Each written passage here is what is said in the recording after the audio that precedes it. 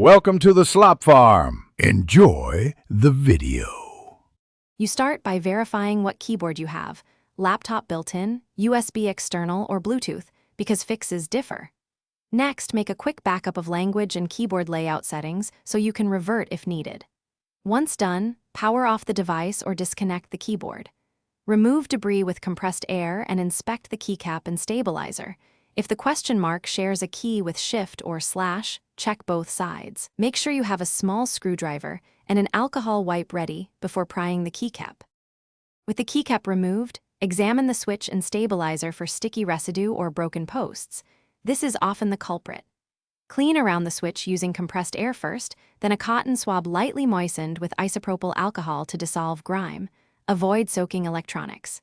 Now press the switch directly to confirm a tactile click or input registration. If it fails, reseat the switch or replace it. For mechanical keyboards, swap in a known good switch. For membrane types, check the rubber dome for tears. After cleaning or replacing parts, carefully reattach the keycap and test the question mark in a simple text editor. Make sure Shift or the dedicated key produces the correct symbol. If the key still misbehaves, check keyboard language and driver settings, then update or reinstall the driver. Sometimes software remapping causes the issue. Finally, if problems persist, try a different keyboard to isolate hardware versus OS causes. One key troubleshooting tip: boot into safe mode or use an on-screen.